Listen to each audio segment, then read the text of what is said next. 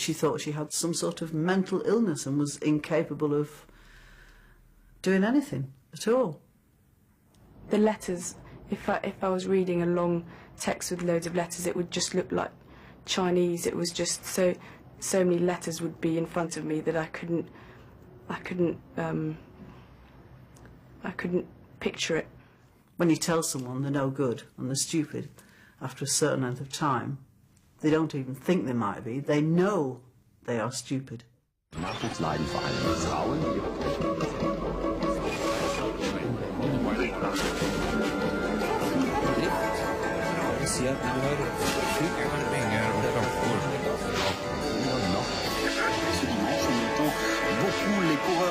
Dan heb je daar als persoon dus ook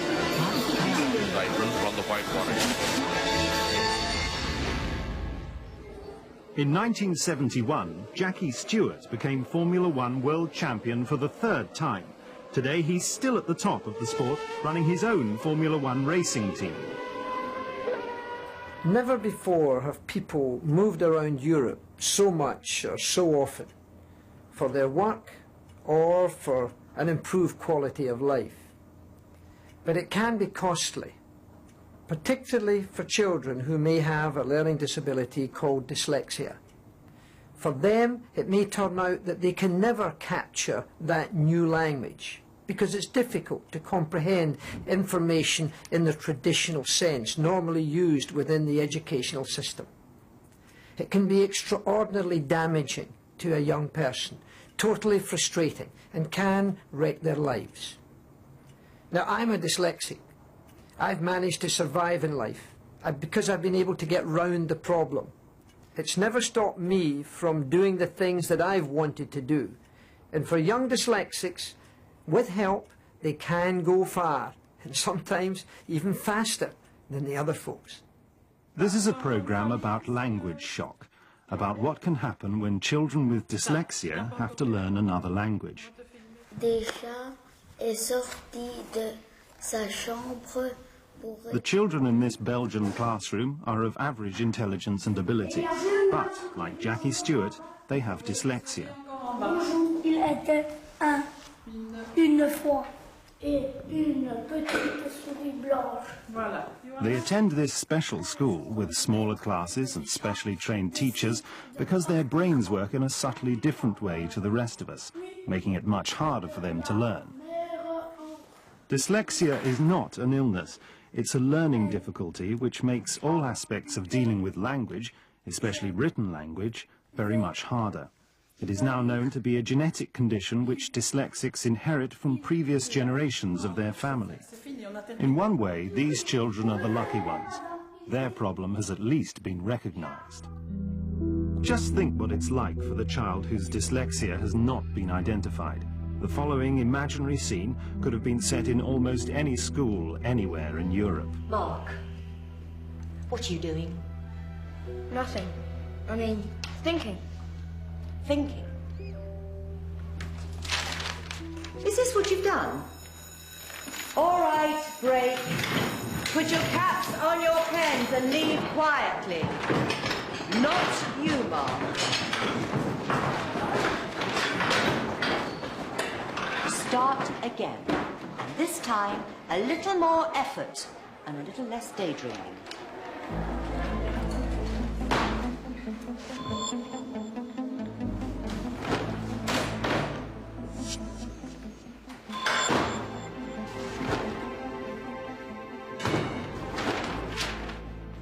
Dyslexia means a difficulty with language, with words, with letters. So the most obvious and most persistent difficulty you will see is a difficulty with reading, a difficulty with writing, and a very intractable difficulty with spelling.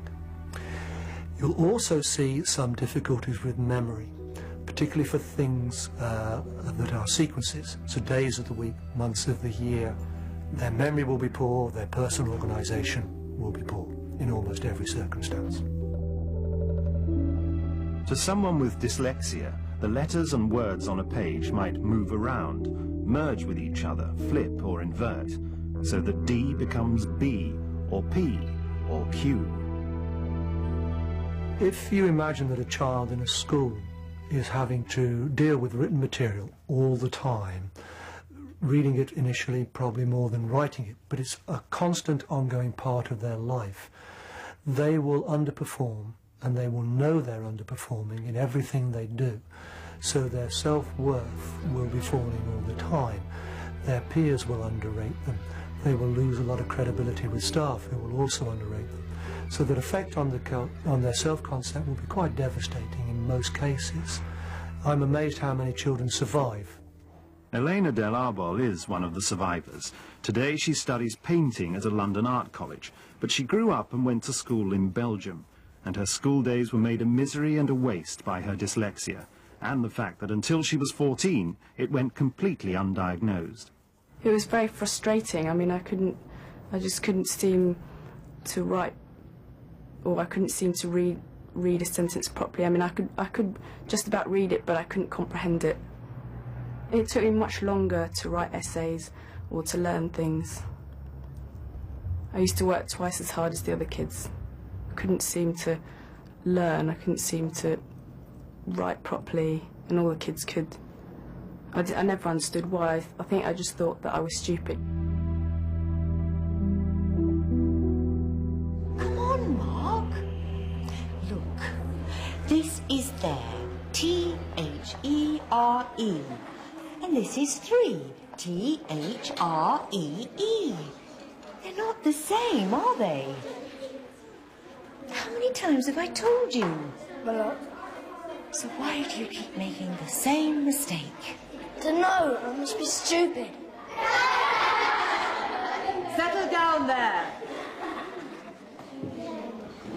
The teachers used to tell me to go up to the blackboard and spell, like do a spelling, and they would just humiliate me in front of the class, and the whole class would find it really funny, and that happened a lot because they thought that I was being lazy and that wasn't working. They used to pick me out in front of everyone and make me read out loud and make me go to the blackboard, but because they thought that I was lazy and that if they did this, that it would make me feel that it would make me work harder. She started not feeling very well, and she never said she didn't want to go to school, but she was finding it harder and harder.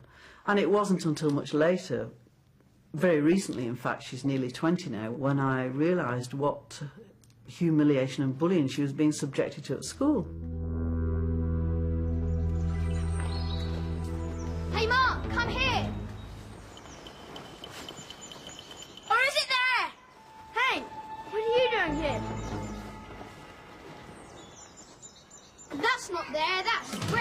That's there. That's because I'm stupid. Stupid. Stupid. That's because I'm stupid. Stupid. Stupid.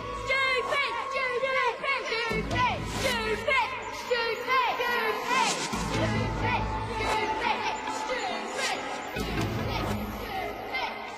Stupid. Not only do dyslexics often attract the bully's attention, undiagnosed dyslexia can build up a powder keg of frustration and anger.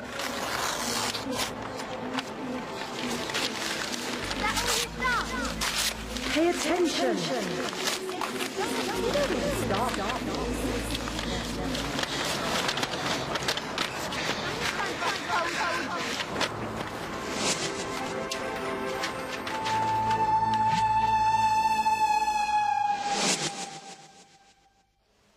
Elena Del Arbol's mother is English, her father Spanish, and her schooling was in French. Could it be that having to cope with so many languages made Elena's learning problems worse? Her mother, who settled in Brussels because of her job as a multilingual secretary, believes that it did.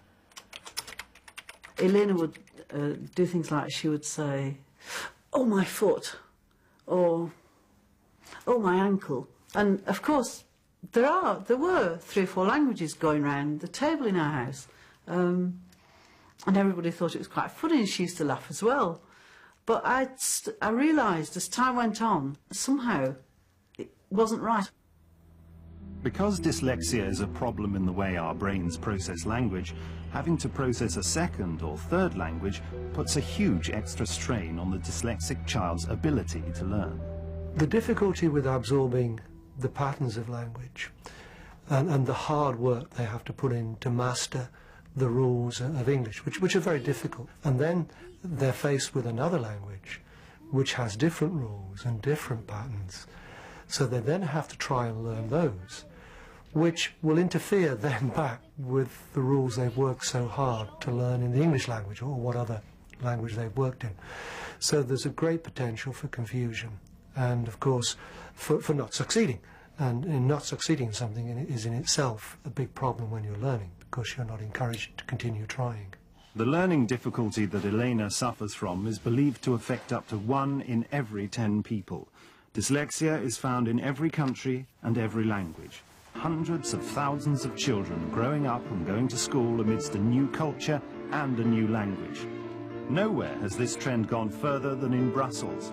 Home of both the European Commission and the Council of Ministers, this is a city which is officially bilingual, French and Dutch, and where 1 in every 4 people is a non-Belgian. With thousands of people speaking many different languages, Brussels has become a multilingual crossroads at the heart of Europe. We're moving very rapidly towards a multilingual society.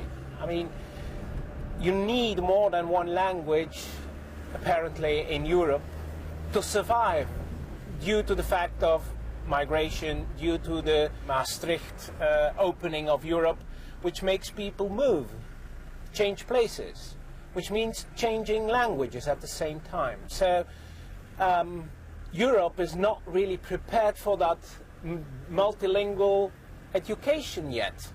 We have not prepared our teachers, we have not prepared the whole educational system for that new multilingual society in which we are already living.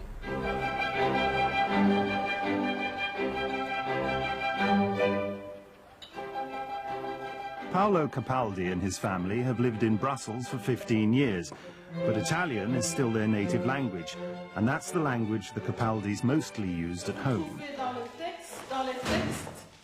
At school, however, 11-year-old Alessandro Capaldi speaks French. He attends Les Carrefours special school in central Brussels because he is dyslexic. Until the condition was diagnosed 3 years ago, Alessandro was not making progress at school. His ability appeared to fluctuate from one day to the next, a common sign of dyslexia. Des fois j'avais des calculs très faciles et des fois ceux qui étaient difficiles pour moi. Et alors elle nous donnait des pages à lire et moi je restais comme ça à rien faire et j'arrivais pas à lire. Alessandro's parents knew there was something wrong, but like many parents of dyslexic children, they were unsure what to do about it. Je ne sais pas, c'est que quand vous avez un enfant et que vous voyez qu'il est buté sur quelque chose et qu'il n'arrive pas à avancer, c'est pas que ça vous décourage, mais enfin disons que quand même que on se demande aussi qu'est-ce qu'il peut avoir. Est-ce que quelqu'un il s'en occupe assez bien aussi? Parce que bon, si maintenant par exemple s'il y a quelqu'un qui s'en occupe pas tellement bien, alors il faut trouver quelqu'un qui s'en occupe de lui pour le faire avancer aussi. J'étais angoissée pour faire les choses. Alors moi j'étais très angoissée à faire tout. When Alessandro first came to Les Carrefours, staff were alarmed at the effect dyslexia was having on his personality. Quand il est arrivé ici à l'école, sur le bilan qu'on avait reçu des psychologues, il avait, je dirais même des tendances suicidaires, il était très mal dans sa peau, il faisait une espèce d'autodestruction, enfin bon, c'est ce qui était marqué dans le rapport. Il a quand même vécu 2 ans en échec total dans une école ordinaire, mais je ne crois pas que ce soit vraiment le fait de ne pas parler bien français, de parler italien à la maison qui a fait qu'il était dyslexique, ça je ne crois pas. Mais c'est vrai que bon, je dirais que entre la dyslexie et les langues étrangères, je crois qu'un dyslexique a très dur d'apprendre une autre langue. Moi, j'en suis un exemple vivant. Mes filles sont toutes les 2 dyslexiques. Elles ont toutes les 2 des gros problèmes pour apprendre une 2e langue. Now that his dyslexia has been identified, Alessandro is getting the specialized teaching and extra help he needs, though there's a lot of hard work ahead. Je trouve que maintenant, quand on le voit, il suffit de le voir, il est bien dans sa peau, il a compris qu'on l'aidait, il progresse, même si c'est pas très vite, mais je crois qu'il a fortement changé du fait que ça va mieux à l'école et qu'on le comprend. For Alessandro, going to a special school with other dyslexic children is clearly working, though his future will lie in returning to mainstream education. Le but principal, disons, de l'école, c'est d'accueillir les enfants pendant quelques années et le but est d'essayer de leur donner des techniques de compensation pour qu'au bout de quelques années, ils puissent retourner dans l'enseignement ordinaire et continuer un cursus scolaire normal avec un pourcentage de réussite. As well as reading and writing problems, dyslexic children will often become confused by directions and complex sequences of tasks. Mark, I've forgotten the register. Could you fetch it for me from the staff room? And if Mrs. Macklin's there, could you ask her if she's photocopied those letters? If she has, bring those as well, please, would you? If she's not there, they'll be in the green tray behind the office door. Go on, then.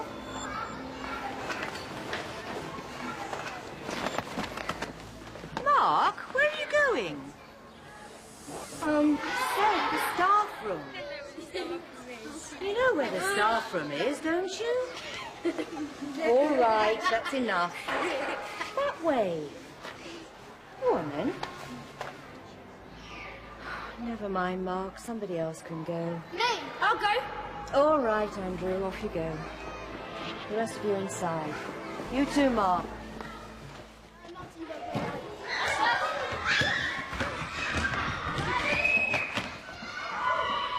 Nine-year-old Christos Spiridonos is another bright child with dyslexia. Christos's father is Greek, his Venezuelan mother Spanish-speaking.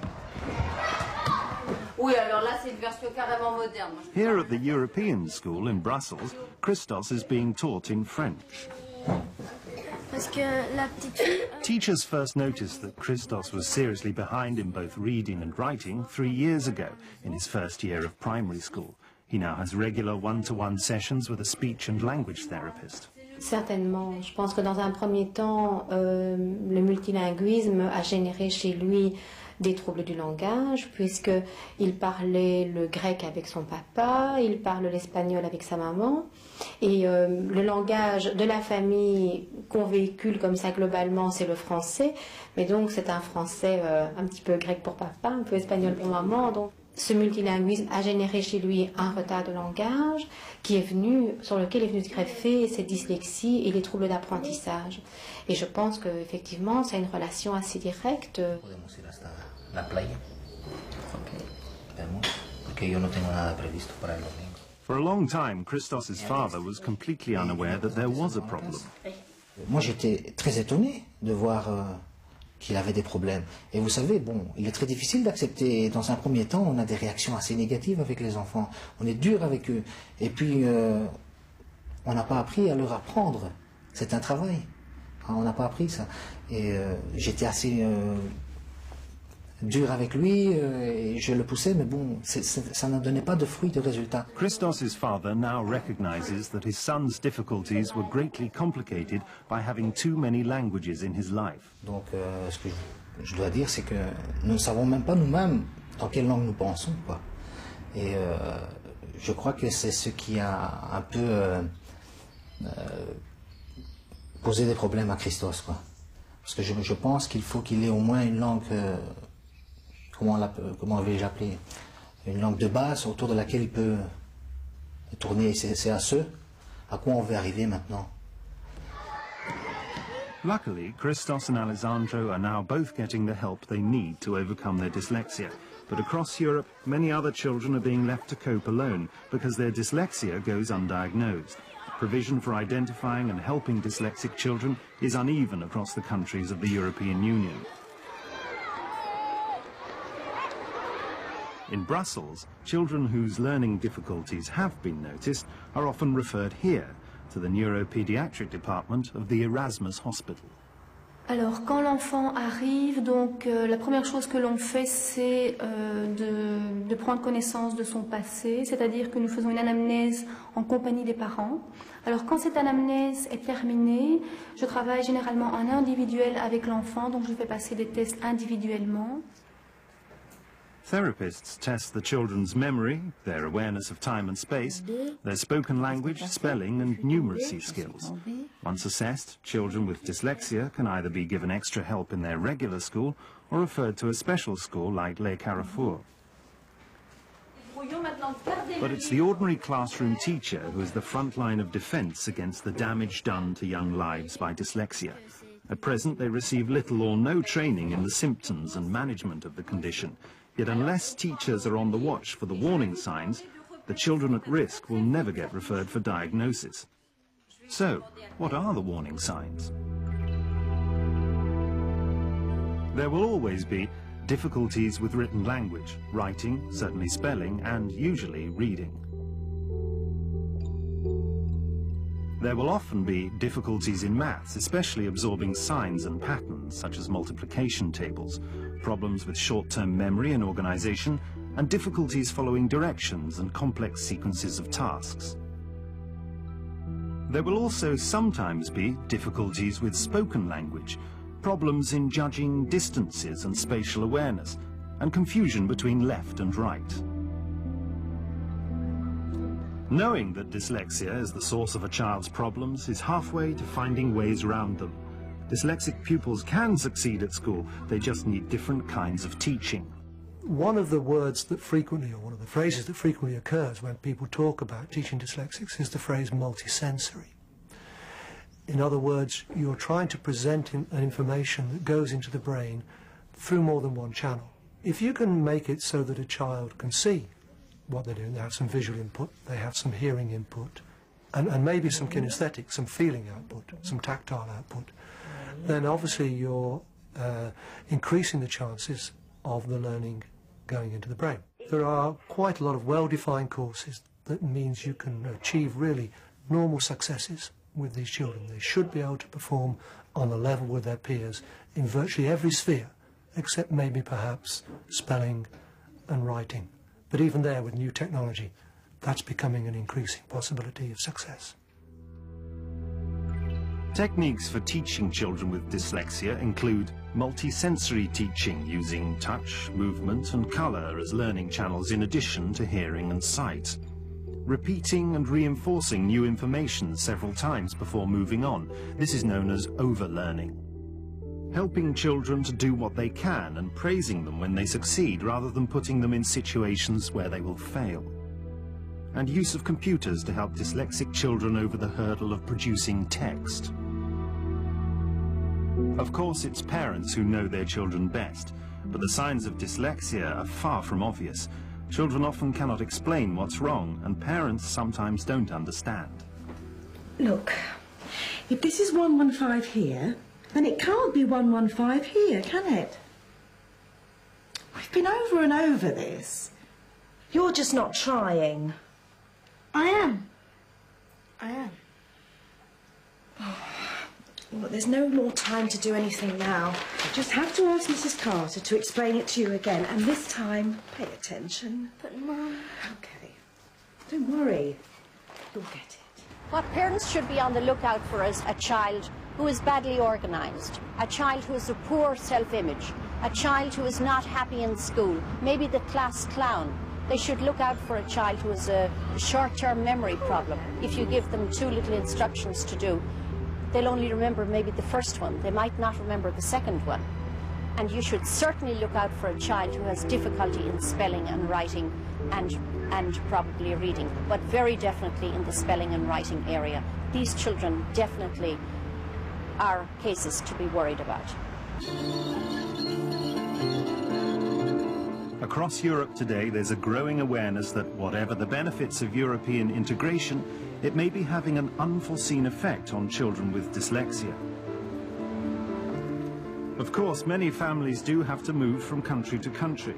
These families need to consider the move carefully and make sure there is provision for their children. And there's much they can do themselves to minimize the impact of language and culture shock on the child with dyslexia. It is important for parents who have to move, for instance, into a foreign country. You need not confuse the child more than is strictly necessary. It is already confusing to have two sets of signs for one and the same reality. And if you mix them up all the time, then the child will have more difficulties sorting them out, of course.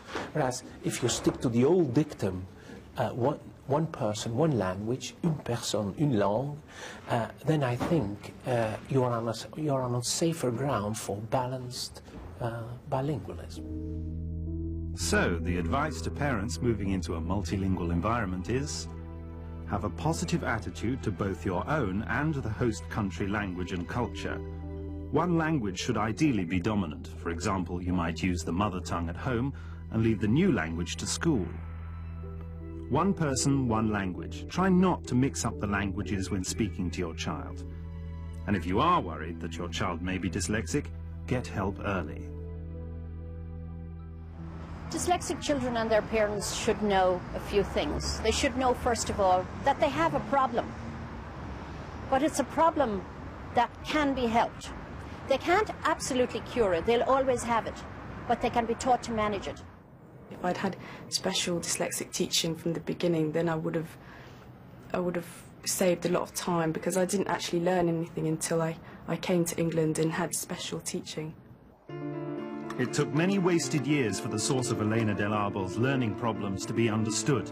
By that time, things were so bad that her family decided she should go to a special school for dyslexics. I think that's what really breaks my heart, you know, with children like Elena, who are perhaps 8, 9 now, that they have to wait until their face is totally pushed into the floor, no self-esteem at all, before they are properly diagnosed.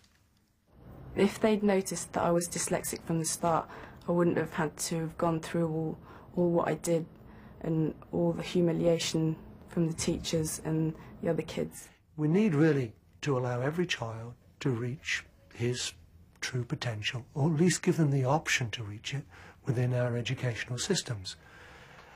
Children are our future. It's a corny thing to say, and we need to make the best of all the children we have.